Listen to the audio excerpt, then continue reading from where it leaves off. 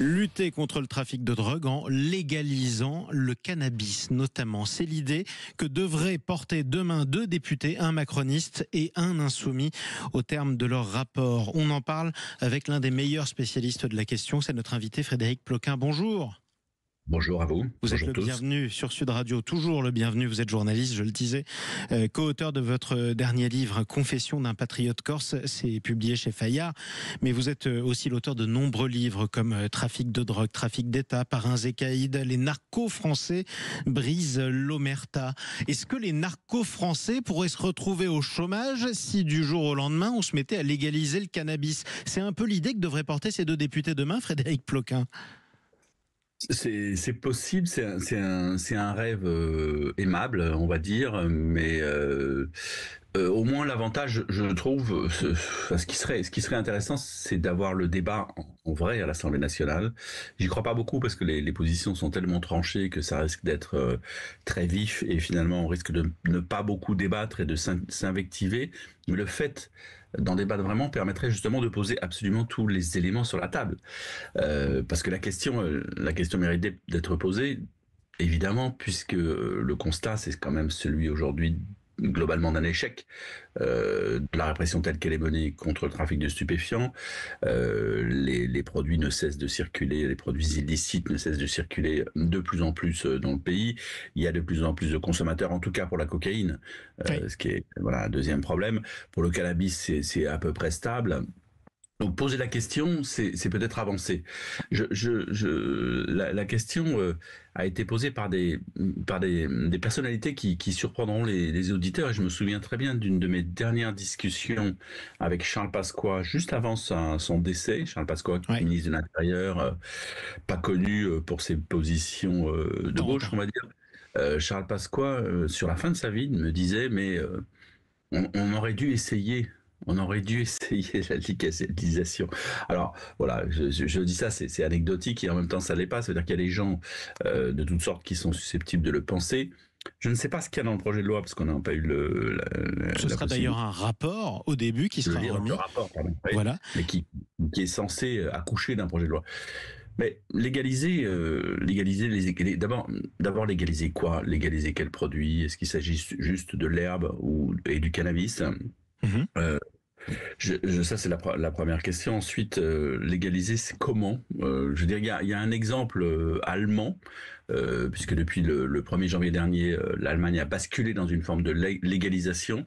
Est-ce que c'est de cet exemple allemand dont on n'a pas encore mesuré les effets parce que c'est trop tôt, qu'il n'a pas donc, il n'y a pas eu de bilan sur les conséquences de cela. Est-ce que c'est l'exemple allemand vers lequel tendent ces députés?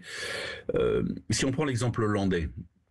En Hollande, ça fait des années qu'on a légalisé la consommation, qu'il y a des espèces de magasins, de clubs cannabis, de coffee shop dans lesquels peuvent se fournir les adultes et évidemment les touristes qui depuis des années affluent là-bas pour se servir, pour acheter le produit. Je constate simplement qu'en Hollande, la légalisation du cannabis, de la consommation, de la circulation du cannabis n'a en aucun cas résolu la question de la présence sur le sol hollandais d'une très puissante mafia de la drogue. Peut-être même, je dirais bien au contraire. C'est-à-dire que là, si le rêve, c'est de dire on légalise un produit comme et on fait disparaître la DZ Mafia, ça ne marche pas et c'est ce que vous dites. Alors c'est vrai qu'il y a d'autres précédents. Concrètement, ils sont d'accord avec vous sur le constat, les 2 députés manifestement. Je cite Ludovic Mendes, c'est le député macroniste qui porte avec Antoine Léaumont, l'insoumis, ce rapport. Ça fait 30 ans, je le cite, qu'on explique que le consommateur de drogue est un délinquant, complice du trafiquant, qu'il a du sang sur les mains. C'est d'ailleurs la campagne de prévention en ce moment et de communication du ministère de l'Intérieur. Je le cite toujours, ça n'a jamais marché. On a une hausse permanente de consommation de drogue qui concerne d'ailleurs aussi la cocaïne. Si ça n'a jamais marché, est-ce qu'on sait déjà ce qui marche? Qu'est-ce qui marche pour lutter contre la consommation de drogue? Est-ce qu'on a des précédents dans d'autres pays, Frédéric Ploquin? Non, écoutez, depuis que la drogue circule, c'est-à-dire depuis l'Antiquité, mais en tout cas en France et en Europe, au moins depuis la fin de la Seconde Guerre mondiale, le nombre de consommateurs n'a jamais cessé d'augmenter. Donc à partir de là, la légalisation. Moi, j'avais un vieux voyou qui me disait un jour, j'ai parlé de Charles Pasqua, je vais parler d'un vieux bandit qui avait passé sa vie à trafiquer et qui, sur la fin de ses jours, bon, évidemment, lui, ça n'aurait pas eu de conséquences pour son portefeuille personnel, me disait mais qu'il légalise, ça rembourse, ça permettra de boucher le trou de la sécurité sociale. Donc, je sais pas si c'est là qu'on veut aller, c'est-à-dire que, en gros, c'est l'État qui devienne dealer en chef. Pourquoi, de toute façon, j'y crois pas beaucoup parce que vu les forces en présence à l'Assemblée nationale, ça ne se passera pas comme ça. Effectivement. Mais c'est toujours bien d'avoir. Mais le débat, il est toujours bon à prendre. Mais ce que je veux dire, c'est que est-ce que l'État devient dealer? Qu'est-ce qu'il vend? Est-ce qu'il vend? Je pense que les voyous, les trafiquants de stupéfiants sont hyper réactifs, hyper mobiles, ont toujours un train d'avance sur nous. Donc si on légalise, par exemple, une herbe et un shit avec un certain taux, vous savez, ce qui intéresse le consommateur, c'est le taux de THC qui permet de faire un effet plus ou moins fort, etc. L'État, s'il légalise, va légaliser un produit relativement bas par rapport à des questions de santé publique. Donc à partir de là, vous êtes moi je suis absolument convaincu que les voyous iront tout de suite vers des produits plus forts et qui trouveront de nouvelles parts de marché. Et il y a une dernière chose que je veux dire, après je vous laisse me poser une autre question, mais regardez ce qui se passe avec le marché du tabac et des cigarettes. Ça fait depuis toujours que le tabac est légal. Il y a des bureaux de tabac, on le vend dans les bureaux de tabac. L'État, pour faire en sorte que les Français consomment moins de cigarettes, n'a cessé depuis 10 ans d'augmenter, ou 20 ans, le prix du paquet de tabac. Aujourd'hui, il devient... Enfin, moi, je fume pas de cigarettes, mais il devient prohibitif. Et oui, tout à fait. Je sais qu'un individu qui fume régulièrement va dépenser jusqu'à, j'ai calculé, 5 ou 6 000 euros par an. Dont énormément d'impôts. Quel impact ça a? Ce prix prohibitif a un impact colossal dans la mesure où il a permis de se développer, il a permis à des mafias, à la contrebande de cigarettes de se développer de manière considérable. Oui. Et aujourd'hui, on ne saurait pas dire, on nous dit que les Français fument moins, moi j'y crois pas du tout, je pense que les Français fument toujours autant, sauf que je ne sais pas si c'est 1 sur 2, 1 sur 3, ou 1 sur 4 Français qui achètent les cigarettes en contrebande. Donc, on a nourri, en légalisant, on a créé et nourri, en légalisant, en augmentant le prix du tabac, on a une autre délinquance. Des mafias.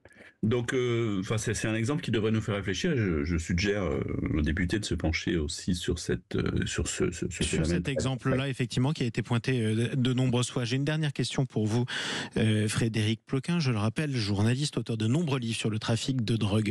Concrètement, aujourd'hui, on a quand même le sentiment que les forces de l'ordre, quels que soient leurs efforts, sont en train de perdre la guerre contre le trafic de drogue. Est-ce que vous le confirmez? Et est-ce que, quand on a entendu tous vos arguments, on n'est pas en train de se dire que finalement, il faut être fataliste? Moi, je suis pas, parce que je sais combien les drogues ont des conséquences néfastes sur la santé de ceux qui consomment, donc même terrible. On s'en remet pas toujours. Je veux dire, quand on a consommé de la cocaïne pendant 1 an, 2 ans, 3 ans, comme autrefois, autrefois l'héroïne. Donc fataliste, moi je le suis pas par nature, mais si vous voulez, je dirais, on n'a pas perdu la guerre définitivement, mais là concrètement, au jour J, aujourd'hui, on a perdu la bataille parce qu'on a perdu le contrôle du marché et que ce marché est plutôt en train d'exploser. La corruption, dans nos ports, dans nos services d'État, douane, police, administration pénitentiaire, ne cesse de se développer parce que justement en face, les moyens mis en place, les moyens dont disposent ces mafias sont absolument considérables et que c'est très difficile de se développer. La peur aussi ne cesse d'augmenter, que ce soit au niveau... Et ça c'est quelque chose à prendre en compte au niveau des tribunaux, au niveau des prisons, au niveau des commissariats, au niveau des dockers. La peur monte, ce qui signifie que la pression, on n'a pas réussi à enrayer cette pression et je vous assure, il y a des réserves de cocaïne dans les pays latino-américains à n'en plus finir. Et on n'est pas à la fin de cette guerre, loin s'en faut, malheureusement. Merci Frédéric Ploquin d'être intervenu ce matin sur Sud Radio. Je rappelle vos nombreux livres, les narco-français, Brice Lomerta, Tueurs à gages, Parrains et caïds, Trafic de drogue, Trafic d'État, et le dernier, coécrit justement Confession d'un patriote corse. Celui-ci est chez Fayard.